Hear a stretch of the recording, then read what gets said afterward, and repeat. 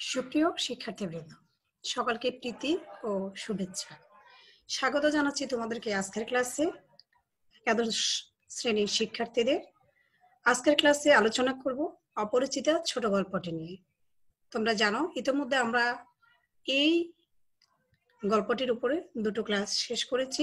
আজ আমাদের এই গল্পটির উপরে তৃতীয় ক্লাস। আমরা গত ক্লাসে গল্পটির যে প্রথম অংশ, আমরা জানি গল্পটি 4টি ভাগে বিভক্ত আছে, সেই প্রথম অংশটি আমরা পড়েছিলাম এবং সেই অংশটিতে আমরা জেনেছিলাম যে গল্প কথক তার সম্পর্কে বেশ কিছু কথা আমরা জেনেছিলাম, তার বয়স সম্পর্কে জেনেছিলাম, তার পড়াশোনা, তার ব্যক্তি জীবন, তার কিছু আত্মসমালোচনা আমরা শুনেছিলাম, তার পারিবারিক জীবন, তাদের অতীতের যে আর্থিক অবস্থা, বর্তমানে যে আর্থিক অবস্থা সেটা সম্পর্কে জেনেছিলাম, তাদের পরিবারে তার যে মামা আছে সেই মামার ভূমিকা সম্পর্কে জেনেছিলাম এবং তার বিয়ের কথাবার্তা চলছিল এবং তার বন্ধু হরিশ তার জন্য একটি বিয়ের প্রস্তাব নিয়ে এসেছিল, সেটা নিয়ে মামার সাথে কথোপকথন হয়েছে এবং মেয়ে দেখার দায়িত্ব পড়েছিল বিনোদার উপরে। বিনোদা হচ্ছে গল্পকথকের পিসতুত ভাই এবং তিনি এসে মেয়ের সম্পর্কে মন্তব্য করেছিলেন, মন্দ নহে, খাঁটি সোনা বটে। এবং এটার পর গল্পকথক মন্তব্য করেছিলেন যে বুঝলাম আমার ভাগ্যে প্রজাপতির সঙ্গে পঞ্চস্বরের কোনো বিরোধ নেই। এখানে প্রজাপতি এবং পঞ্চস্বর সম্পর্কেও আমরা আলোচনা করেছি। যাই হোক, আজকে আমরা তার পরবর্তী অংশ থেকে আলোচনা করব এবং আমরা চেষ্টা করব আজকে যে দ্বিতীয় অংশটা, সেই দ্বিতীয় অংশটা আমরা যে পুরোপুরি শেষ করতে। দেখো, এখানে আমরা এই অংশটাতে প্রথমে দেখতে পাচ্ছি যে বলা বাহুল্য বিবাহ উপলক্ষে কন্যা পক্ষকেই, এখানে কি বানানটা ভুল আছে, একটা কয়ের আগে যাবে, কলিকাতায় আসিতে হইল। কন্যার পিতা শম্ভুনাথ বাবু হরিশকে কত বিশ্বাস করেন তাহার প্রমাণে যে বিবাহের 3 দিন পূর্বে তিনি আমাকে প্রথম চক্ষে দেখেন এবং আশীর্বাদ করিয়া যান। এখানে যে দেখো, বিবাহ উপলক্ষে কন্যা পক্ষকে কলকাতায় আসিতে হইলো। কেন আসিতে হইলো বলতো?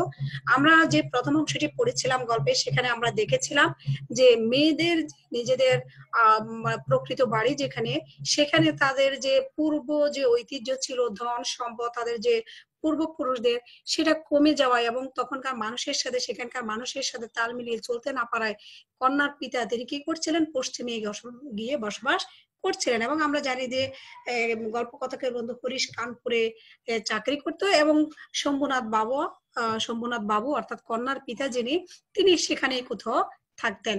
অতএব তাদেরকে সেখান থেকে কলকাতায় আসতে হলো, কারণ এই যে অনুপমের মামা, তিনি হচ্ছেন অনুপমদের পরিবারের সর্বস্ব। তিনি যে সিদ্ধান্ত নেন সেটাই হলো পরিবারের যে শেষ সিদ্ধান্ত। এবং তিনি কিন্তু কখনো কোথাও যেতেই চান না। তিনি কলকাতা ছেড়ে একবার কোন্নগর পর্যন্ত গিয়েছেন, এর বাইরে তিনি কখনো কোথাও যান না। এবং এটা কিন্তু ব্যঙ্গ করে আমরা বলতে শুনেছিলাম যে গল্পকথক তিনি বলেছিলেন যে জীবনে একবার বিশেষ কাজে তিনি কোন্নগর পর্যন্ত গিয়েছিলেন। মামা যদি মনু হইতেন তবে তিনি হাবড়ার পুল পার হওয়াটাকে তাহার সংগীতায় একেবারে নিষেধ করিয়া দিতেন।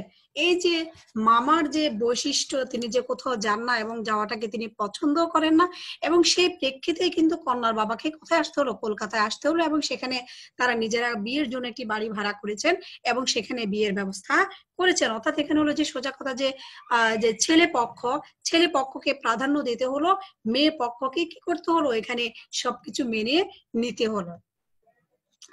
তার পরিবর্তে দেখো, বয়স তার 40-এর কিছু এপারে বা ওপারে। এখানে কার কথা বলা হয়েছে, কার বয়সের কথা বলা হয়েছে এখানে বলতো? এখানে বলা হয়েছে শম্ভুনাথ বাবুর বয়সের কথা।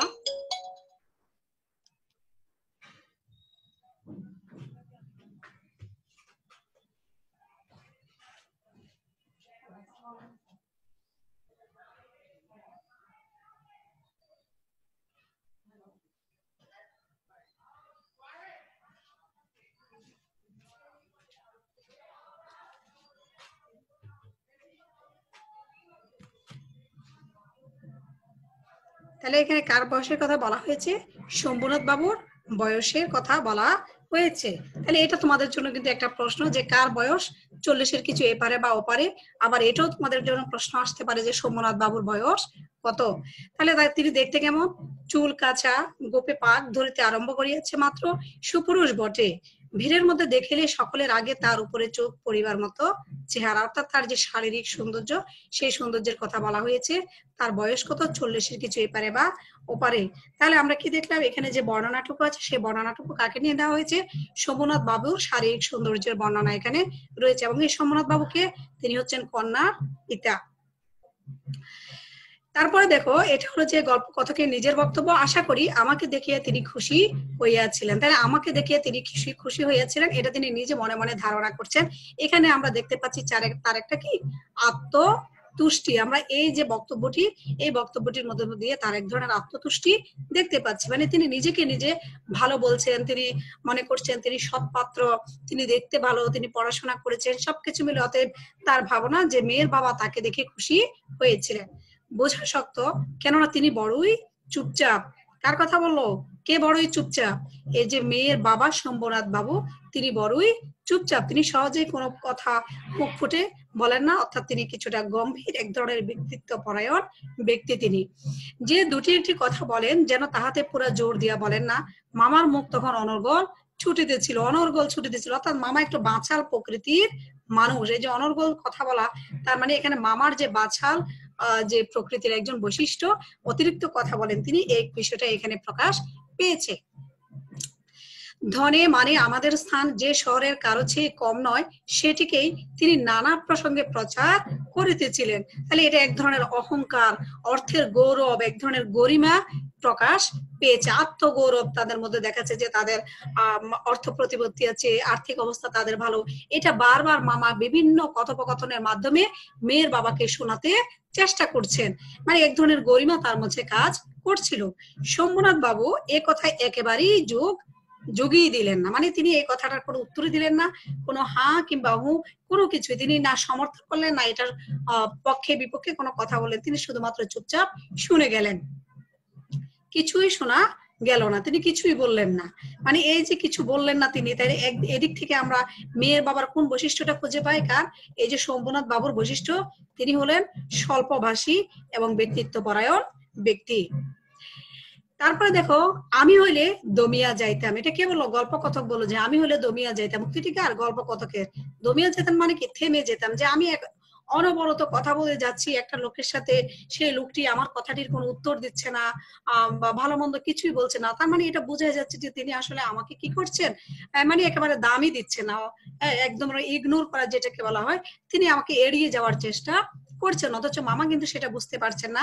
কে বললো যে কিন্তু মামাকে দমানো শক্ত, তিনি চুপই করলেন না। তিনি শম্ভুনাথ বাবুর চুপচাপ ভাব দেখিয়া ভাবিলেন লোকটা নিতান্ত নির্জীব, একেবারে কোনো তেজ নাই। তাহলে যে নির্জীব এবং তেজ নাই, শম্ভুনাথ বাবুকে এই মন্তব্যটি কে করেছিলেন? মামা করেছিলেন। কেন করেছিলেন? এই যে তিনি এত অর্থবিত্তের কথা বলে যাচ্ছেন, তারপর লোকটি কোনো কথা বলছেন না। মানে কেন লোকটি কথা বলছেন না? আসলে মামার যে বৈশিষ্ট্য আর শম্ভুনাথ বাবুর যে বৈশিষ্ট্য, দুটো একেবারে আলাদা। তারা দুজন হচ্ছে দু মেরুর মানুষ। মামা হচ্ছে নিজেকে কিভাবে প্রকাশ করবে, নিজের অর্থ গৌরব, নিজের ধনের যে প্রতিপত্তি আছে ইত্যাদি নানাভাবে নিজেকে শুধুমাত্র প্রকাশ করার, মানে লোক দেখানো যে মনোভাব, সেটা মামার মধ্যে একেবারে খুবই প্রবল ভাবে বিদ্যমান ছিল। আর অপরদিকে শম্ভুনাথ বাবু তিনি শিক্ষিত, তিনি একজন ডাক্তার ছিলেন এবং তিনি কোনো বিষয়ে খুব বেশি কথাবার্তা বলা পছন্দ করতেন না, তিনি একটু ব্যক্তিত্ব পরায়ণ মানুষ ছিলেন। তারপরে দেখো, বেহাই সম্প্রদায়ের আর যাই হোক তেজ থাকা দোষের, অতএব মামা মনে মনে খুশি হইলেন। এই যে এই বক্তব্যটা কার বলতো? এটা হলো লেখকের স্বগতোক্তি বা গল্প কথক বললেন। যাই হোক, এই যে মামা মনে মনে ভাবলেন যে এই লোকটার কি নেই, কোনো তেজ নেই, হ্যাঁ তিনি একেবারে নির্জীব, এই জন্য তিনি আমার কথার কোনো উত্তর দিচ্ছে না। বরং মামা ইয়েকে সোমনাথ বাবুকে আরো নেতিবাচক ভাবে ভাবলেন যে এই লোকটা একেবারেই নির্জীব। কিন্তু আসলে যে লোকটা অত্যন্ত ব্যক্তিত্ব পরায়ণ, সেই জন্য তার কথার কোনো উত্তর দিচ্ছে না, এটা তিনি বুঝতেও পারলেন না। তো যাই হোক, গল্প কথকের মতে তিনি বললেন যাই হোক বেহাই সম্প্রদায় আর যাই হোক তেজ থাকা দোষের। এখন দেখো, বেহাই সম্প্রদায় মানে কাকে বোঝাচ্ছে? আমরা জানি বেহাই কাকে বলে। মনে করো যে ছেলের বাবা মা বা ছেলের মামা মামি চাচা চাচি এরা, আর মেয়ের বাবা মা চাচা চাচি না, তারপরে হলো মামা মামি, এরা সম্পর্কে একে অপরকে বেহাই বলে থাকে। মানে এরা এই যে সম্পর্কটা, যেমন ধরো যে আমাদের মামাতো বোন থাকে, চাচাতো বোন থাকে, কাকাতো বোন থাকে, এই যে আমাদের এটা একটা সম্পর্ক। মানে এখন দুই পরিবারের যখন একটা বিবাহ বন্ধনে আবদ্ধ হওয়ার পর যে সম্পর্কটা হয়, তাহলে মেয়ের বাবা মায়ের সাথে ছেলে বাবা মায়ের যে সম্পর্কটা দাঁড়ায়, সেটাকে বলা হয় বেহাই। অতএব বেহাই সম্প্রদায় বলতে এখানে ছেলের বাবা মাকে যে বুঝিয়েছে আসলে তা নয়, এটা মূলত মেয়ের বাবা মাকে এখানে বুঝাতে চাচ্ছে যে আসলে মেয়ের বাবা মায়ের কোনো তেজ থাকলে আসলে বিয়ের ক্ষেত্রে এটা ভালো হয়ে ওঠে না। এখানে আসলে এটা আমাদের সমাজের চিরাচরিত নিয়ম যে মেয়ের বাবাকে, মেয়ের মাকে, বা অর্থাৎ মেয়ে পক্ষকে সবসময় চুপ করে থাকতে হবে, তাদেরকে মেনে নিতে হবে, অন্যায় হলেও বলা যাবে না। অর্থাৎ দমিয়ে রাখার যে একটা সামাজিক প্রচেষ্টা, এটা কিন্তু আমাদের সমাজে প্রবলভাবে বিদ্যমান রয়েছে। এটার মধ্যে কিন্তু আমাদের যে সামাজিক দৃষ্টিভঙ্গি, আমাদের যে সামাজিক মানসিকতা, আমাদের যে বর্তমান মানে বর্তমানেও কিন্তু আমাদের এটা বিদ্যমান রয়েছে। এবং তৎকালীন সময়ে যখন রবীন্দ্রনাথ ঠাকুর এই গল্পটি লিখেছেন, তখনকার যে সমাজ ব্যবস্থার একটা চিত্র, এটা কিন্তু আমরা এর মধ্য দিয়ে কিন্তু আসলে দেখতে পাচ্ছি। আর আমরা যদি সাধারণভাবে দেখতে যাই, আসলে বিহাই সম্প্রদায়ে যদি এটা ছেলে পক্ষ কিংবা মেয়ে পক্ষ উভয় পক্ষের ক্ষেত্রে যদি ছোটখাটো বিষয় নিয়ে বাড়াবাড়ি করে থাকে, আসলে দেখা যায় যে বিয়েতে একটা মারাত্মক ধরনের সমস্যার সৃষ্টি হয় এবং পরবর্তীতে এটা যে পাত্র পাত্রী তাদের ব্যক্তিগত জীবন পর্যন্ত গড়া। তাহলে এদিক থেকে দেখা যায় আসলে খুব বেশি কট্টর হওয়া কারো পক্ষে উচিত নয়। তো যাই হোক, এটা দেখে মামা মনে মনে খুশি হইলেন।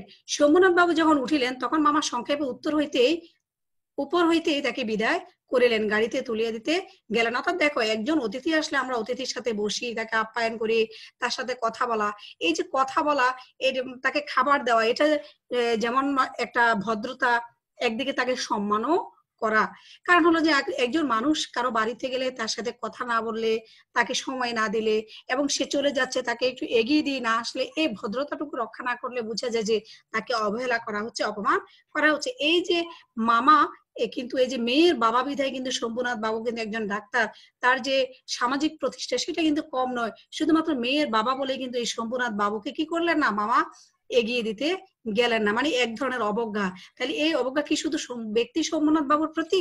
আসলে নয়। এই যে আমাদের যে সামাজিক দৃষ্টিভঙ্গি, অর্থাৎ মেয়ের বাবা, তাকে আবার এত মানে তোষামোদী করার কি আছে, তাকে এতটা সম্মান দেওয়ার কি আছে? মানে এই দৃষ্টিভঙ্গি থেকে মূলত মামা কি করলেন না, শম্ভুনাথ বাবুকে এগিয়ে দিতে গেলেন না। তারপরে দেখো, পণ সম্বন্ধে দুই পক্ষে পাকাপাকি কথা ঠিক হইয়া গিয়েছিল। যে পণ, এই পণ মানে কি, যৌতুক। তাহলে আমরা দেখলাম যে এই গল্পটিতে কিন্তু যৌতুক প্রথার একটা চিত্র আমরা খুঁজে পাচ্ছি। কেমন যৌতুক প্রথা, মানে পণ মানে হচ্ছে কি, যৌতুক। তাহলে মানে কি পরিমাণ গয়নাগাটি দিতে হবে বা নগদ অর্থ দিতে হবে বা যেটাই হোক না কেন, এটা সম্বন্ধে তাদের কথাবার্তা ঠিক হয়ে গিয়েছিল। মামা নিজেকে অসামান্য চতুর বলিয়াই অভিমান করিয়া থাকে। মানে মামা সবসময় ভাবেন যে আমি অত্যন্ত চালাক চতুর ব্যক্তি, মানে আমি কারো কাছে কখনো ঠকি না। মানে নিজের এই গুণটি নিয়ে নিজে সবসময় কি করে থাকেন, গৌরব করে থাকেন। কথাবার্তায় কোথাও তিনি কিছু ফাঁক রাখেন না, মানে কোথাও ফাঁক রাখেন না, যে কখন কি দিতে হবে, কতটুকু দিতে হবে ইত্যাদি সব কথা তিনি ফাঁকা করে রেখেছেন।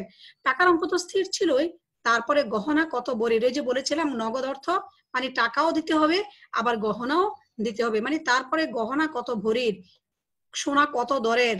সোনা কত দরের কেন বলা হয়েছে, দেখো সোনার আবার গুণগত কিছু মান আছে। কখনো কখনো সোনার সাথে যদি অন্য কিছু মিক্স করে সেই সোনাটার দাম কমে যায়, একেবারে অরিজিনাল সোনা হলে সেটার দাম একটু বেশি হয় ইত্যাদি। যাই হোক, এখানে সোনার যে গুণগত মান সেটাকে ক্যারট হিসেবে বিচার করা হয়ে থাকে।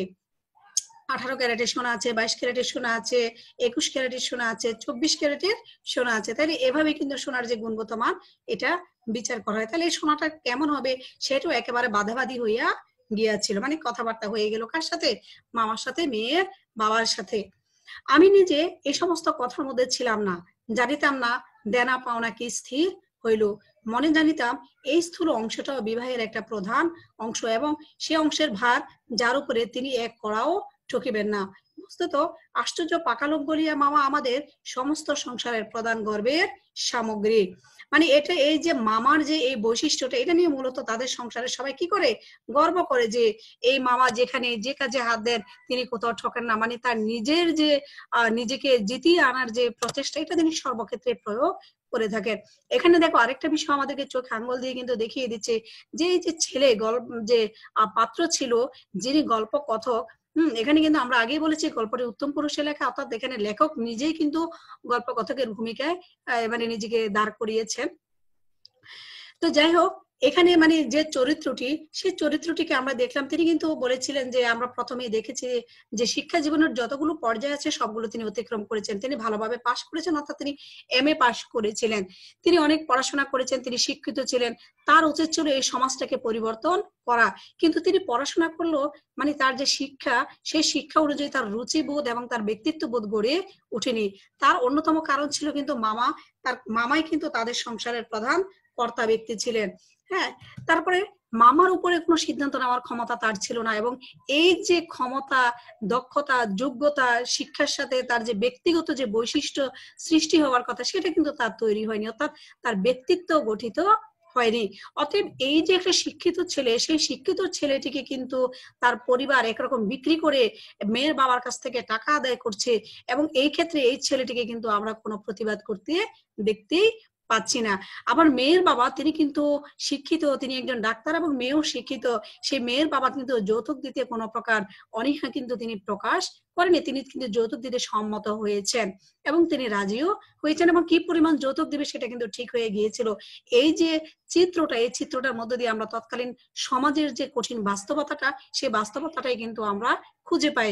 আসলে সমাজের যত উচ্চ স্তরের ব্যক্তি ছিল তাদেরকে তখন যৌতুক দিতেই হতো, যৌতুক ছাড়া তারা তাদের মেয়েকে বিয়ে দিতে পারতেন না। এই প্রতিবাদটা করা আসলে তৎকালীন সমাজে সম্ভব ছিল না। আমরা বলেছিলাম যে, আমি গল্পের প্রথমেই বলেছিলাম যে রবীন্দ্রনাথ ঠাকুর তার মেয়েদেরকে বিয়ে দিতে গিয়ে যৌতুকের তাকে দিতে হয়েছিল, এবং যৌতুক দেওয়ার পরও তার মেয়েরা কিন্তু শ্বশুর বাড়িতে অনেক ক্ষেত্রে ভালো ছিল না, এবং তার 3জন মেয়েকে অকালে মৃত্যুবরণ করতে হয়েছিল। এই যে সামাজিক কঠিন বাস্তবতাটা, এই বাস্তবতাটাই মূলত আমাদের কাছে এখানে তুলে ধরা হয়েছে, একটু অন্যভাবেই তুলে ধরা হয়েছে। এখন আমরা যদি এই তৎকালীন সমাজের সাথে আমাদের বর্তমান সমাজের যদি একটা চিন্তা করি, হ্যাঁ ঠিক সেভাবে যৌতুকটা যদিও না চায়, টাকা না চায়, কিন্তু আমাদের এখনো অনেক শুধুমাত্র একেবারে নিম্ন শ্রেণীর মানুষ থেকে শুরু করে মধ্যবিত্ত, নিম্নবিত্ত, উচ্চবিত্ত সকলকেই কিন্তু আমরা দেখে যে বিয়েতে কি দিতে হবে, কিছু দিতে হবে, আমাদের গয়না দিতে হবে, আমাদের ফার্নিচার দিতে হবে, ছেলেকে ঘড়ি দিতে হবে, ছেলেকে চেইন দিতে হবে, ছেলের বাড়িতে এক গাদা জামা কাপড় পাঠাতে হবে। এই যে নিয়মগুলো আমরা নিজেরা সৃষ্টি করেছি, এটাকে আমরা যৌতুক বলি না, আমরা পণ বলি না, আমরা এটাকে উপহার বলি, আমরা এটাকে লৌকিকতা বলি, নিয়ম বলি, আমরা বলি যে এটা মানে দেওয়াটা সুন্দর, হ্যাঁ বিয়ের একটা অংশ হিসেবে আমরা এটাকে মনে করি। কিন্তু এই যে বলেছি, এই যে স্থূল অংশটা বিবাহেরই একটা প্রধান অংশ, আসলে আমাদের বর্তমান সময়ে কি আমরা এই পরিস্থিতিটা দেখতে পাই না? আমরা কিন্তু আসলে দেখতে পাই আমাদের সমাজে এখনো এই পরিস্থিতি বিদ্যমান রয়েছে, এবং আমরা আমাদের সমাজকে এখান থেকে এখনো বের করতে পারিনি। সেই শতবর্ষ আগে যে সামাজিক ব্যবস্থা ছিল, বর্তমানে কিন্তু আমাদের সেই সামাজিক ব্যবস্থা কিন্তু রয়েছে। তাহলে এই সমাজ ব্যবস্থা থেকে তো আমরা এখনো বেরোতে পারিনি।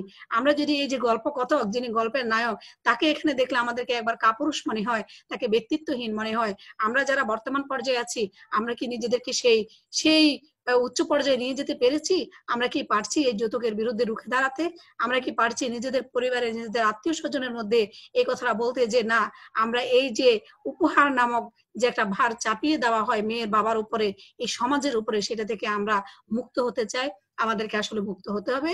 এই কারণে আসলে আমরা যে গল্পটি পড়ছি, গল্পটি শুধু যে একটি গল্প তা কিন্তু নয়। আমাদেরকে মনে রাখতে হবে, আমাদেরকে এই সমাজটা পরিবর্তন করতে হবে। আমরা যারা এই গল্পটা পড়ছি, তোমরা যারা এই গল্পটা পড়ছো, আমাদের সবার দায়িত্ব, আমরা চেষ্টা করব আমাদের পরিবারে, আমাদের প্রতিবেশী, আত্মীয় স্বজন সবার মাঝে এই যে একটা মানে উপহার নামক একটা খেলা চলে বিয়েতে, ফার্নিচার থেকে শুরু করে, গয়না থেকে শুরু করে সবকিছু, এটা থেকে যেন আমরা বেরিয়ে আসতে পারি। তো যাই হোক, এখানে আমরা যে গল্প কথক তার অবস্থাটুকু দেখলাম, সে আসলে কিছুই করতে পারেনি, সে তার বিয়েতে কোনো ভূমিকাই নিতে পারেনি। যেখানে আমাদের কোনো সম্বন্ধ আছে সেখানে সর্বত্রই তিনি বুদ্ধির লড়াইয়ে জিতিবেন। কার কথা বলা হয়েছে? মামার কথা। মানে তিনি যেভাবেই হোক, যে কোনো পন্থা অবলম্বন করে তিনি জিতবেনই। জিতার জন্য যত কৌশল অবলম্বন করা দরকার তিনি সকল কৌশল অবলম্বন করবেন। এই একেবারে ধরা কথা, মানে নিশ্চিত, এটা সবাই নিশ্চিত ভাবেই জানে যে মামা কি করবেন, এই পন্থা অবলম্বন করবেনি। এই জন্য আমাদের অভাব না থাকিলেও এবং অন্য পক্ষের অভাব কঠিন হইলেও জিতিব। আমাদের সংসারের এই যে ইয়েতে যে বাঁচুক আর যে মরুক। অর্থাৎ দেখো, এমন কিন্তু নয় যে গল্প কথক, সেই গল্প কথকদের কিন্তু পরিবারে কোনো আর্থিক অভাব অনটন ছিল না, তাদের কিন্তু প্রয়োজন ছিল না, কিন্তু অন্যের সম্পত্তির প্রতি তাদের কিন্তু এক ধরনের লোভ তাদের ছিল, এবং তাদেরটা পেতে হবে। এবং বিয়েতে মানে একটা যে বড় ধরনের পণ না পেলে কিন্তু মামা বিয়েতে রাজিও হচ্ছিল না। এই যে দেখো, এখানে কিন্তু এক ধরনের কঠিন বাস্তবতা যে আমাদের অভাব না থাকিলেও অন্য পক্ষের অভাব কঠিন হইলেও আমরা জিতিব, আমাদেরকে জিততেই হবে। এতে আমাদের মানে এই আমাদের সংসারের এই জেদ, মানে এই যে জেদ, মানে এটা আমরা পেতেই হবে। এতে ইহাতে যে বাঁচুক আর যে মরুক, এতে যদি অন্যের কোনো ক্ষতি হয়, তাদের যদি কষ্ট হয়, তাতে কিন্তু কিচ্ছু আসে যায় না। মানে এই যে স্বার্থপর মানসিকতাটা এখানে আমরা দেখতে পাচ্ছি, অত্যন্ত স্বার্থপর। গায়ে হলুদ অসম্ভব রকম ধুম করিয়া হয়ে গেল। ধুম মানে কি অত্যন্ত আড়ম্বর অনুষ্ঠানপূর্ণ ধুমধাম করে, মানে কোলাহল, হ্যাঁ কোলাহলের মধ্য দিয়ে শেষ হলো। বাহক এত গেল যে তাহার আদমশুমারি করিতে হইলে কেরানি রাখিতে হয়। একেবারে একটা ব্যঙ্গ ভাবে কিন্তু গল্পকথকের মুখে এটা ফুটে উঠেছে। এখানে আমরা কিন্তু আবার বলে যে গল্পকথক এখানে লেখক নিজে গল্পকথকের ভূমিকায় আছেন, এবং তিনি যে নিজে তিনি ছিলেন সেই চরিত্রে তা কিন্তু নয়। তিনি মূলত এই সমাজটাকে তার যে জবানি দিয়ে তার বক্তব্যের মাধ্যমে এই সমাজ ব্যবস্থার যে একটা চিত্র সেটা তিনি আসলে আমাদের সামনে তুলে ধরেছেন, যে ছেলে পক্ষ একটা বিয়েতে তাদের কি ধরনের মন মানসিকতা তখনকার সময় বিরাজ করেছে সেটা এখানে ফুটে উঠেছে। মানে বাহক বলতে কি এত মানুষ সেই গায়ে হলুদে গেল, মানে মানে সেটা অসংখ্য সংখ্যায় গণনা করার মতো নয়। মানে সেজন্য তিনি ব্যঙ্গ করে বললেন যে যেন আদমশুমারি করিতে হইবে। মানে এটা কিন্তু বিদ্রুপাত্মক ভাবে এটা প্রকাশ পেয়েছে যে আদমশুমারি করতে হবে। আদমশুমারি মূলত কেন করা হয়? একটি দেশের জনসংখ্যা গণনা করার জন্য কিন্তু প্রতি 10 বছর পর পর আদমশুমারি করতে হয়। কিন্তু এখানে মানে এত মানুষ গিয়েছে যে বলা হয়েছে যে মানে হচ্ছে কি আদমশুমারি করার জন্য কেরানি রাখতে হবে, মানে সাধারণ মানুষের এটার জন্য লোক নিয়োগ করতে হবে। তাহাদিগকে বিদায় করিতে অপর পক্ষকে যে নাকাল হইতে হবে। নাকাল মানে কি সমস্যায় পড়তে হবে, যে এতগুলি মানুষ গেলে সেই মানুষগুলোকে খাওয়া দাওয়া, বসতে দেওয়া, তাদের যে পরিচালনা করা, তাদেরকে যে মানে অতিথি আপ্যায়নের যে ব্যাপারটা আছে, তাহলে এটা শুধুমাত্র যে মানুষের মন থাকলেই হবে না, তার সেই সামর্থ্য তো থাকতে হবে।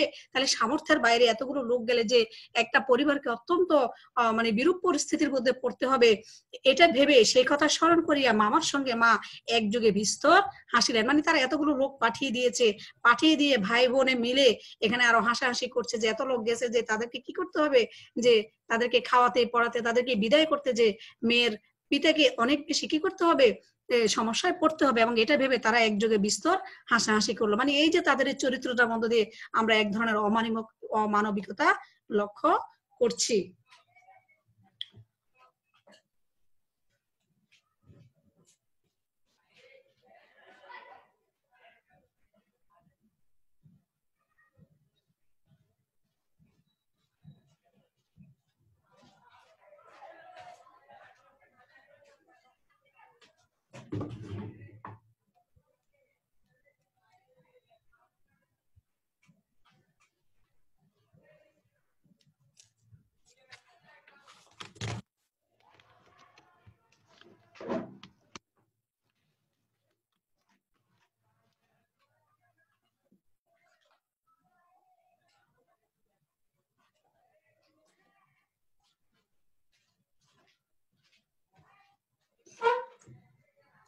তারপর দেখো ব্যান্ড, বাঁশি, শখের কনসার্ট প্রভৃতি যেখানে যত প্রকার উচ্চ শব্দ আছে সমস্ত একসঙ্গে মিশাইয়া বর্বর কোলাহলের মত্ত হস্তি দ্বারা সঙ্গীত সরস্বতীর পদ্মবন দলিত বিদলিত করিয়া আমি তো বিবাহ বাড়িতে গিয়া উঠিলাম। তাহলে গায়ে হলুদের অবস্থা যেমন আমরা দেখলাম, এখন হলো যে বিয়ের দিনের পরিস্থিতি। তাহলে দেখো বিয়ের দিনের পরিস্থিতি কেমন। তাহলে দেখো যে ব্যান্ড, বাঁশি সব তো আছেই, সবকিছু মিলিয়ে তারপর দেখো যে শখের কনসার্ট। কনসার্ট মানে কি বলতো? কনসার্ট হচ্ছে নানা রকমের বাদ্যযন্ত্রের ঐকতান। আমরা কিন্তু এদিন বলেছিলাম যে ঐকতান, অবশ্যই এটা তোমাদেরকে পড়াইনি, এটা দ্বাদশে পড়িয়েছি। যাই হোক, ঐকতান হচ্ছে যে বিভিন্ন বাদ্যযন্ত্রের যে সম্মিলিত সুর সেটা, এবং এটাকে এখানে কনসার্ট বলা হয়েছে। যে ব্যান্ড, বাঁশি মানে যে এটা আরো অনেক প্রকার বাদ্যযন্ত্র নিয়ে তারা বাজাতে বাজাতে অনেক লোক নিয়ে মানে কোলাহল করে, মানে প্রচন্ড আড়ম্বরতার সাথে তারা কি করলো, বিয়ে বাড়িতে গিয়ে উপস্থিত হইলো। এখানে কি বললো দেখো যে মানে তাদের অবস্থাটা এমন ছিল, মানে এত লোক, এত আওয়াজ, এত বাদ্যযন্ত্র, বললো যে সরস্বতীর পদ্মবন বিদলিত করি। এখন দেখো সরস্বতী আসলে কে? সরস্বতী হচ্ছে হিন্দু ধর্মমতে সরস্বতী হলেন জ্ঞান, সঙ্গীত, শিল্পকলা, বুদ্ধি ও বিদ্যার দেবী। মানে এমন সঙ্গীত বাজছে, এমন গান বাজছে, সেখানে আসলে সুর বলতে আর কিছু নেই। মানে শুধুমাত্র যে লোক দেখানো ভাবটা এখানে বিরাজ করেছে, মানে যে গানের মধ্যে যে একটা ইয়ে আছে, কোমলতা আছে, যে গান শুনলে মানুষের ভালো লাগার বিষয়, সেটা কিছু ছিল না। মানে এত প্রচন্ড আওয়াজ আর কোলাহল ছিল, সেটাকে তিনি সরস্বতীর পদ্মবন একেবারে বিদলিত বিদলিত করার সাথে তিনি তুলনা করলেন। আংটিতে, হারেতে, জরি জহরতে আমার শরীর যেন গহনার দোকান নিলামে চড়িয়াছে বলিয়া বোধ হইল। এখানেও এক ধরনের ব্যঙ্গ প্রকাশ পেয়েছে। মানে তারা বরকে অর্থাৎ যিনি গল্প কথক তাকে এমন ভাবে গয়নাগাটি দিয়ে সাজালো, মনে হলো যেন তার গায়ে একটি সোনার দোকান আছে। তাহাদের ভাবি জামাইয়ের মূল্য কত সেটা যেন কত পরিমাণে সর্বাঙ্গে স্পষ্ট করিয়া লিখিয়া ভাবি শ্বশুরের সঙ্গে মোকাবেলা করিতে চলিয়াছিলাম। অর্থাৎ যেন এই গয়না যে শুধুমাত্র সৌন্দর্যের জন্য পড়েছিল তা কিন্তু নয়, বরং তার চেয়ে বেশি ছিল যে দেখানোর জন্য। কাকে? তার শ্বশুর মশাইকে বা শ্বশুর বাড়ির লোককে, যে দেখো আমাদের কত আছে, তোমাদের কি আছে আর আমাদের কি আছে। যেন এক ধরনের মোকাবেলা, মানে লোক দেখানো, এক ধরনের প্রতিযোগিতার মনোভাব যেন এখানে বিরাজ করছিল। মামা বিবাহ বাড়িতে ঢুকিয়া খুশি হইলেন না। একে তো উঠানটাটে বরযাত্রীদের জায়গা সংকুলান হওয়াই শক্ত, তাহার পরে সমস্ত আয়োজন নিতান্ত মধ্যম ধরনের। ইহার পরে শম্ভুনাথ বাবুর ব্যবহারটা নেহাত ঠান্ডা, তার বিনয়টা অজস্র নয়। তাহলে দেখো, আমরা আগেই বলেছিলাম যে মেয়ের বাবা যেখানে থাকতেন তাকে সেখান থেকে কলকাতায় এসে বাড়ি ভাড়া করে বিবাহের আয়োজন করিতে হয়েছিল, এবং তিনি সেই বাড়িটা খুব বড় বাড়ি ভাড়া করতে পারেননি, একটা ছোট বাড়ি ভাড়া করেছেন, এবং এটার জায়গা কম। এটা দেখে কিন্তু ছেলের বাড়ি মোটেই কি করেনি, খুশি হয়নি। অর্থাৎ বিশেষ করে মামা মোটেই খুশি হতে পারলেন না। তারপরে যে বিয়ের আয়োজন, অর্থাৎ খুব বেশি জাঁকজমকপূর্ণ ছিল না, খাওয়া দাওয়া থেকে শুরু করে সবকিছু মধ্যম ধরনের ছিল। তার উপরে যে মেয়ের বাবার যে ব্যবহার, অর্থাৎ বলো যে বিনয়টা অজস্র নয়, এই যে বিনয়টা অজস্র নয় তার মানে কি তিনি খারাপ ব্যবহার করেছেন, তা কিন্তু নয়। অর্থাৎ তার আচরণে কোনো প্রকার তোষামোদ ছিল না। তিনি মেয়ের বাবাকে যে কথায় কথায় একেবারে নিচু হয়ে যাওয়া, হ্যাঁ, তাকে হাত জোর করা, এই যে তোষামোদ করা, সেটা কিন্তু তিনি করেননি। মুখে তো কথাই নেই, কোমরে চাদর বাঁধা, গলা ভাঙ্গা, টাক পড়া, মিশ কালো এবং বিপুল শরীর তার একটি উকিল বন্ধু যদি নিয়ত হাত জোড় করিয়া মাথা হেলাইয়া নম্রতার স্মিত হাস্যে ও গদগদ বচনে কনসার্ট পার্টির করতাল বাজিয়ে হইতে শুরু করিয়া বরকর্তাদের প্রত্যেককে বারবার প্রচুর রূপে অভিষিক্ত করিয়া না দিতেন, তবে গোড়াতেই এটা এসপার ওসপার হইতো। অর্থাৎ মেয়ের বাবা যে মামাকে কোনো প্রকার তোষামত করলেন না, খুব বেশি যে বিনয়, যেটাকে বলা বিনয় এখানে বলা হয়েছে, মূলত হলো যে তিনি তোষামত করলেন না, এতে কিন্তু মামা আসলে খুশি হতে পারলেন না। বরং যদিও মেয়ের বাবা করেনি, শম্ভুনাথ বাবুরই একজন উকিল বন্ধু, তার দেখতে কেমন তার বর্ণনাটা এখানে দেওয়া হয়েছে, তিনি কিন্তু সারাক্ষণ তাদেরকে প্রচন্ড তোষামত করে গেলেন, এবং তাতেই কি হলো, তারা মোটামুটি খুশি হলো। যদি ওই উকিল বন্ধুটি না হতো তাহলে হয়তো মামা এই প্রথমে বিয়েটা এসপার ওসপার, অর্থাৎ তিনি সিদ্ধান্ত নিতেন আসলে তিনি এই বাড়িতে বিয়ে করাবেন কিনা। এরপরে দেখো, এরপরের অংশটুকু পুরোটা লেখা হয়নি, আমার কাছে বই আছে, তোমরা একটু বইটা নিয়ে বসো, কেমন? আমি বই থেকে পড়িয়ে দিচ্ছি। আমরা এরপর শুধু গুরুত্বপূর্ণ অংশটুকু এখানে নিয়ে আসছি। আমরা দেখলাম যে এখানে বলছে যে বাবাজি একবার এদিকে আসতে হচ্ছে। কে ডাকলো? শম্ভুনাথ বাবু, যে গল্প কথক, অর্থাৎ যিনি গল্পের মূল নায়ক, তাকে ডাকলেন। যার বিবাহ ছিল বর, তাকে ডাকলো। কেন ডাকলো সেটা একটু আমরা দেখি। আমি সবাই বসিবার কিছুক্ষণ পরে মামা শম্ভুনাথ বাবুকে পাশের ঘরে ডাকিয়া লইয়া গেলেন। কি কথা হইল জানি না, কিছুক্ষণ পরে শম্ভুনাথ বাবু আমাকে আসিয়া বলিলেন, বাবাজি একবার এদিকে আসতে হচ্ছে। কেন ডাকলো? কারণ শম্ভুনাথ বাবুকে তার মামা ডেকে একটি ঘরে নিয়ে গিয়েছেন, এবং নিয়ে যাওয়ার পর কি হয়েছে সেটা এসে বলতে পারবে না, বরকে এসে শম্ভুনাথ বাবু ডেকে নিয়ে গেলেন।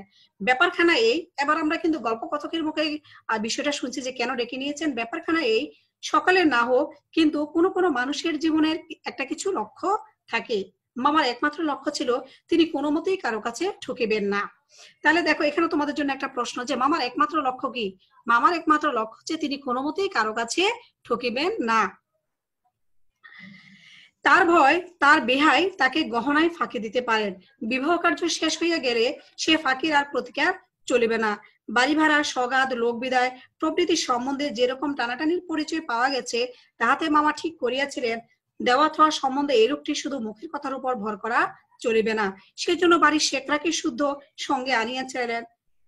পাশের ঘরে গিয়া দেখিলাম মামা এক তক্তপোষে এবং শেখরা তাহার দাড়িপাল্লা কোষ্ঠী পাতল লইয়া মেঝে বসিয়া আছে। শেখরাকে, এই যে বাড়ির শেখরাকে শুদ্ধ মানে সাথে করে, শুদ্ধ মানে কি সাথে করে নিয়ে এসেছিলেন। আর এই শেখরা শব্দের অর্থ কি? শেখরা হলো স্বর্ণকার, যিনি স্বর্ণের অলংকার তৈরি করেন তাকে বলা হয় শেখরা।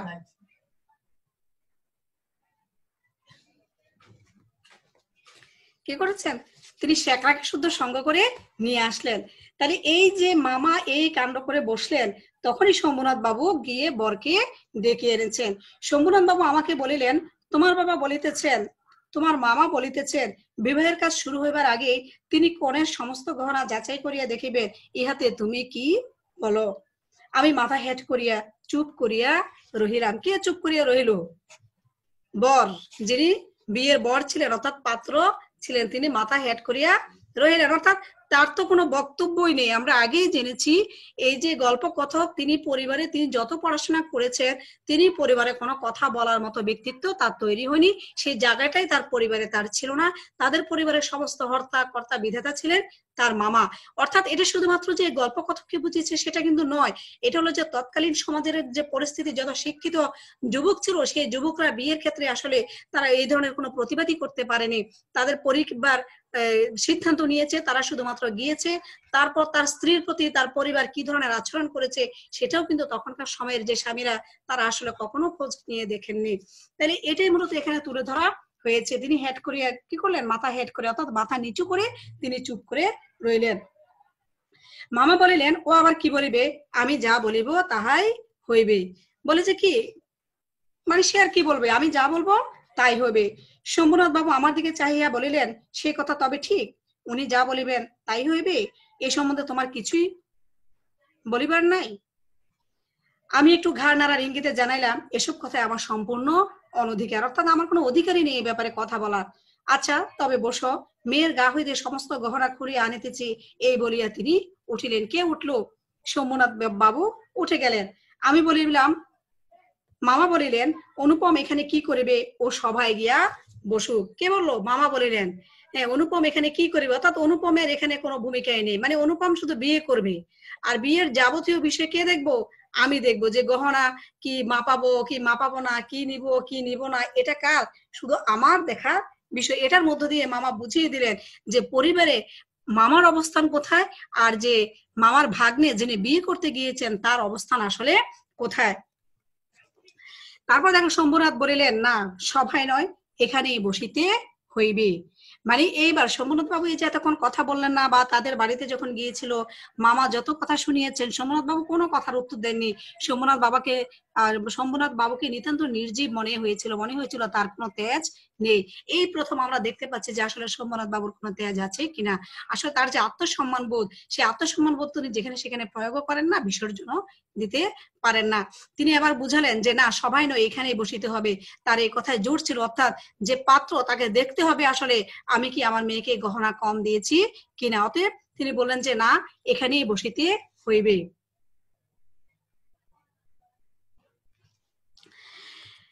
মামা বলিলেন, আচ্ছা এটা পরের কথা, এখানেই বসিতে হইবে।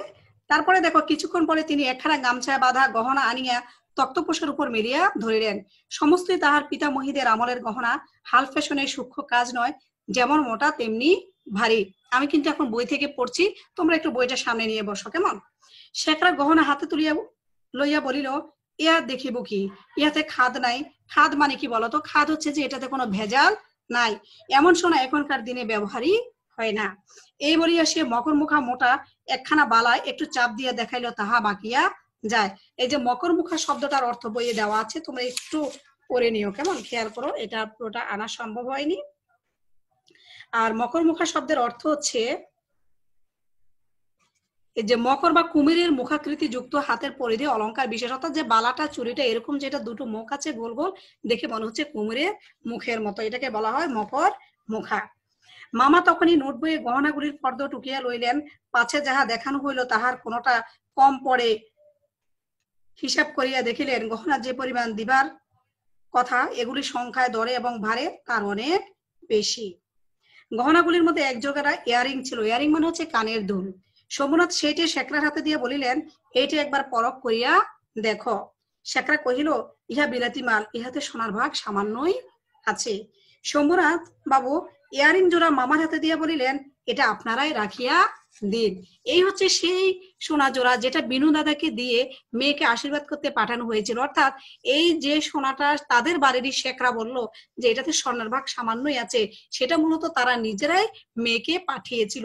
এবং এটা যখন শম্ভুনাথ বাবু মামার হাতে দিয়ে বললেন যে এটা আপনারাই রাখিয়া দিন, মামা সেটা হাতে লইয়া দেখিলেন এই ইয়ারিং দিয়ে কন্যাকে তারা আশীর্বাদ করিয়াছিলেন। মামার মুখ লাল হইয়া উঠিল। দরিদ্র তাহাকে ঠকাইতে চাহিবে, কিন্তু তিনি ঠকিবেন না, এই আনন্দ সম্ভব হইতে বঞ্চিত হইলেন এবং তাহার উপরও কিছু উপরি পাওনা জুটিল। অত্যন্ত মুখ ভার করিয়া বলিলেন, অনুপম যাও, তুমি সবাই গিয়ে বসোগে। কে বললো? মামা বললো। তাহলে মামা চেয়েছিলেন কে? দরিদ্র তাকে ঠকাবে, তিনি এটা দেখে তিনি শেখরাকে দিয়ে মাপবেন। এখন যদি একটুখানি সোনা কম হতো তিনি মেয়ের বাবাকে অপদস্থ করতেন, লজ্জিত হতে হতো মেয়ের বাবাকে, এবং সেটা তিনি যথেষ্ট কি করতেন? উপভোগ করতেন, এবং তিনি সেটাই চেয়েছিলেন, কিন্তু সেটা তিনি করতে পারলেন না। এতে তো তার মন কিছুটা খারাপ হলো, তিনি সে আনন্দ থেকে বঞ্চিত হলেন। তার উপরে উপরি পাওনা হিসেবে জুটিল তার অপমান। অপমান কেন? তারা যে সোনা তারা নিজেরা দিয়েছিল মেয়েকে, বরং তাদের শেখরাই বলে দিল যে সেটাতে স্বর্ণের পরিমাণ কম আছে। অতএব তার মনটা খারাপ হয়ে গেল এবং বললো যে অনুপম যাও তুমি সবাই গিয়ে বসো গে। তাইলে আমরা কিন্তু এখানে জানলাম যে এই যে গল্পকথক, এই গল্পকথকের নাম কি? অনুপম। ঠিক আছে, তাহলে পাত্রের নাম কি? অনুপম। এটা আমরা পেলাম। শম্ভুনাথ বাবু বলিলেন না এখন সবাই বসিতে হইবে না, চলুন আগে আপনাদের খাওয়াইয়া দি। কি বললো? যে আগে আপনাদের কি করব? খাওয়াইয়া দিই। যে সবাই যেতে হবে না। সভা কোথায়? সভা মানে হচ্ছে বিয়ের মঞ্চ, যেখানে বিয়ে হওয়ার কথা সেই জায়গাটা। তাহলে মামা বলিলেন সে কি কথা? লগ্ন মানে এই যে আমরা যে সনাতন ধর্ম মতে যারা হিন্দু ধর্মাবলম্বী তাদের যে বিয়ের যে নিয়ম, তারা খাবারের আগে মানে বিয়েটা সম্পন্ন করে, অর্থাৎ তাদের লগ্নটা হয় আগে, তারা বিয়ে সম্পন্ন করার পর খাওয়া দাওয়া করে। তখন মামা বললেন যে সে কি কথা? লগ্ন অর্থাৎ লগ্ন পেরিয়ে যাবে। এই যে এটা দিয়ে কিন্তু তোমাদের অনুধাবনমূলক প্রশ্ন আসতে পারে, কে কখন কাকে কোন প্রসঙ্গে এই কথাটি বলেছে এটা তোমাদের প্রশ্ন আসবে। এটা তোমরা একটু ভালো করে খেয়াল করবে, কেমন? শম্ভুনাথ বাবু বলিলেন সেজন্য কিছু ভাবিবেন না, এখন উঠুন। লোকটি নিহাত ভালো মানুষ ধরনের, কিন্তু ভিতরে বেশ একটু জোর আছে বলিয়া বোধ হইল। কার বোধ হইল? এই মাত্র তারা বোধ করতে পারলো ছেলে পক্ষ। মামাকে উঠিতে হইল। বর যাত্রীদের আহার হইয়া গেল। আয়োজনের আড়ম্বর ছিল না, মানে খুব বেশি যে ভালো খাবার বিধা, খুব বেশি যে এখানে আমরা যদি বলি যে জৌলুসপূর্ণ কোনো কিছু ছিল না, কিন্তু রান্না ভালো এবং সমস্ত বেশ পরিষ্কার পরিচ্ছন্ন বলিয়া সকালে তৃপ্তি হইল। বরযাত্রীদের খাওয়া শেষ হইলে সোমনাথ বাবু আমাকে খাইতে বলিলেন। মামা বলিলেন সে কি কথা? বিবাহের পূর্বে বর খাইবে কেমন করিয়া? বলো যে বিবাহের পূর্বে বর খাইবে কেমন করিয়া। এই সম্বন্ধে মামার কোনো মত প্রকাশকে তিনি সম্পূর্ণ উপেক্ষা করিয়া আমার দিকে চাহিয়া বলিলেন, তুমি কি বলো, বসিয়া যাইতে দোষ কিছু আছে? মানে পাত্রকে জিজ্ঞেস করলো যে এবারে খেতে তোমার নিজের কোনো আপত্তি আছে কিনা। মূর্তিমতী মাতৃ আজ্ঞা স্বরূপে মামা উপস্থিত। এটা কি? মামা মূর্তিমতী মাতৃ আজ্ঞা স্বরূপে মামা উপস্থিত। তার বিরুদ্ধে চলা আমার পক্ষে অসম্ভব। আমি আহারে বসিতে পারিলাম না। তখন সোমনাথ বাবু মামাকে বলিলেন, আপনাদিগকে অনেক কষ্ট দিয়েছি। এখানে দেখো, আপনাদিগকে অনেক কষ্ট দিয়েছি। আমরা ধনী নই, আপনাদের যোগ্য আয়োজন করিতে পারি নাই, ক্ষমা করিবেন। রাত হইয়া গেছে, আর আপনাদের কষ্ট বাড়াইতে ইচ্ছা করি না। এখন তবে, মানে এখন তবে বলে তিনি থামলেন। তার মানে কি? এখন তবে আপনারা আসুন, অর্থাৎ আমি আপনাদেরকে কি দিচ্ছি? বিদায় দিচ্ছি। তিনি কিন্তু বিদায় জানালেন। যে মেয়েকে বিয়ে দেওয়ার জন্য বরযাত্রী আসলো, বিয়ের জন্য আসলো, তিনি সেই বরযাত্রীকে খাওয়া দাওয়া করিয়ে বললেন যে অনেক রাত হয়েছে, আপনাদেরকে আর কষ্ট দিতে চাই না, আর আমরা অনেক দরিদ্র, আপনারা ধনী, আপনাদের যোগ্য আয়োজন আমরা করতে পারিনি। মানে দেখো, মানুষকে যে শুধু খারাপ কথা বলে আঘাত করে অপমান করা যায় তা কিন্তু নয়। শম্ভুনাথ বাবুর যে ভদ্রতা, তার যে শিক্ষা, তার যে রুচি, সেই রুচিবোধের মধ্য দিয়ে তিনি অত্যন্ত ভদ্র ভাষায় তাদেরকে আগে খাওয়ালেন, তাদের সাথে একটাও খারাপ ব্যবহার করলেন না। তিনি অত্যন্ত ভদ্র ভাষায় তাদেরকে বিদায় জানালেন। আমরা যদি কোনো মানুষকে বিদায় জানাতে চাই, তাকে কিন্তু ধন্যবাদ দিয়ে দেয় অথবা তাকে একটা সালাম দিয়ে বলে, তার মানে হচ্ছে যে আপনি এখন আসতে পারেন। ঠিক এভাবেই সোমনাথ বাবু তাদেরকে বললো কি, মানে বিবাহের তো আর প্রয়োজন নেই, মানে আপনারা এখন আসতে পারেন। এই কথা শুনে মামা কি বললো? তার সবাই চলুন, আমরা তো প্রস্তুত আছি। তিনি ভাবলেন কি, এখন সোমনাথ বাবু হয়তো ইয়েতে যাওয়ার জন্য, মানে সবাই যাওয়ার জন্য তিনি বলছেন, কিন্তু সোমনাথ বাবু যে তাদেরকে বিদায় জানালেন তিনি এখনো সেটা বুঝতে পারেননি। তারপরে সোমনাথ বাবু বলিলেন, তবে আপনাদের গাড়ি বলিয়া দিই, তবে আপনাদের গাড়ি বলিয়া দিই। মামা আশ্চর্য হইয়া বলিলেন, ঠাট্টা করে দিচ্ছেন নাকি? মানে মামা বললো কি, যে বিয়ের কথা না বলে তিনি কি বললেন, যে আমি আপনাদের গাড়ি বলিয়ে দিই, অর্থাৎ গাড়ি ডেকে দিই, আপনারা গাড়িতে উঠে আপনারা বাড়ি চলে যান। তখন মামা আশ্চর্য বললেন যে কি ঠাট্টা করিতেছে নাকি? সোমনাথ কহিলেন, ঠাট্টা তো আপনি করিয়া সারিয়াছেন, ঠাট্টার সম্পর্কটাকে স্থায়ী করিবার ইচ্ছা আমার নাই। দেখো, এই যে কথাটার মধ্য দিয়ে কিন্তু তিনি তার বিবাহের প্রস্তাব ফিরিয়ে দিয়েছেন এবং বিবাহ দিতে কন্যাকে অস্বীকার করেছেন। যে ঠাট্টার সম্পর্কটাকে স্থায়ী করিবার ইচ্ছা আমার নাই। ঠাট্টার সম্পর্ক কেন বললো? দেখো, বিয়ের পর কিন্তু তারা বেহাই সম্বন্ধ হতো। এবং বেহাই সম্বন্ধটা মানে কি, একে অপরের সাথে তামাশা করবে, ঠাট্টা করবে, হ্যাঁ, মানে হাসি তামাশা করবে, এই যে ঠাট্টার সম্পর্কটা। অর্থাৎ যদি বিবাহ হয় তাহলে তো তাদের এই সম্পর্কটা গড়ে উঠবে। যেহেতু তিনি এই যে মামার এই আচরণের পর, তাকে সন্দেহ প্রকাশ করার পর মেয়ের বাবা ঠিক করলেন যে তিনি কি করবেন না, মেয়েকে বিবাহ দেবেন না। অতএব সেই সম্পর্ক মানে তিনি যে বিবাহ দিবেন না, এটাকে তিনি এভাবে বুঝিয়ে দিলেন যে আমি ঠাট্টার সম্পর্কটাকে স্থায়ী করতে চাই না, অর্থাৎ এই বিয়ে হচ্ছে না। কেমন, এটাকে তিনি অত্যন্ত, আমরা যদি বলি যে সুশোভন ভাষায় তিনি সেটাকে বুঝিয়ে দিলেন। এরপরে তিনি বললেন, শম্ভুনাথ কহিলেন, ঠাট্টা তো আপনি করিয়া সারিয়াছেন, ঠাট্টার সম্পর্কটাকে আমি স্থায়ী করিতে চাই না। এর পরবর্তীতে মামা দুই চোখ এত বড় করিয়া মেলিয়া অবাক হইয়া রহিলেন। শম্ভুনাথ কহিলেন, আমার কন্যার গহনা আমি চুরি করিব, এ কথা যাহারা মনে করে তাদের হাতে আমি কন্যা দিতে পারি না।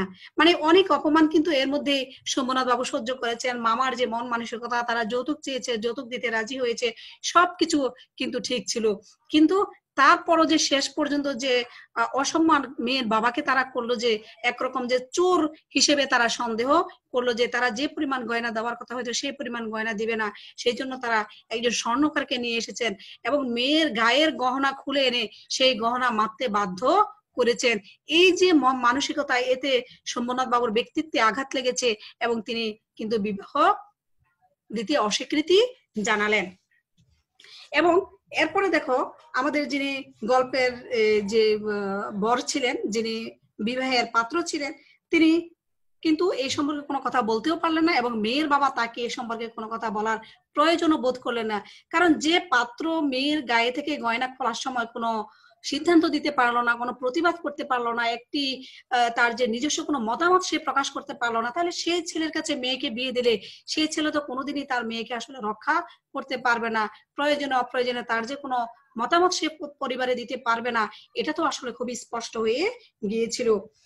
তারপরে দেখো, পাত্রের বক্তব্য কি, আমাকে একটি কথা বলাও তিনি আবশ্যক বোধ করিলেন না। কে? শম্ভুনাথ বাবু। কেন বোধ করলেন না? কারণ এতক্ষণে কন্যার ব্যাপার জানা হয়ে গেছে যে এই যে অনুপম, যে গল্পের যে নায়ক, তার যে আসলে কোনো কিছু সম্পর্কে কোনো মতামত দেওয়ার ক্ষমতা নেই, এটা তার জানা হয়ে গেছে। কারণ প্রমাণ হয়ে গেছে আমি কেহই নই। তারপরে যা হইল সে আমি বলিতে ইচ্ছা করি না। ঝাড় লণ্ঠন ভাঙ্গিয়া চুরিয়া জিনিসপত্র লন্ড ভন্ড করিয়া বরযাত্রীর দল দক্ষযজ্ঞের পালা সারিয়া বাহির হইয়া গেল। বাড়ি ফিরিবার সময় ব্যান্ড, রসন চৌকি ও কনসার্ট একসঙ্গে বাজিল না। অব্রের ঝাড়গুলো আকাশের তারার উপর আপনাদের কর্তব্যের বরাত দিয়ে কোথায় যে মহানির্বাণ লাভ করিল সন্ধান পাওয়া গেল না। অর্থাৎ তারা যে ব্যান্ড, বাঁশি, কনসার্ট সবকিছু একেবারে ঢাক ঢোল পিটিয়ে অত্যন্ত আড়ম্বর ভাবে কোলাহল করে বিয়ে বাড়িতে গিয়ে উপস্থিত হয়েছিল, মেয়ের বাবা বিয়ের যে তাদের মানে পাত্রের কাছে বিয়ে দিতে অস্বীকৃতি জানানোর পর তাদের সে আনন্দ একেবারে ধূলিসাৎ হয়ে গেল।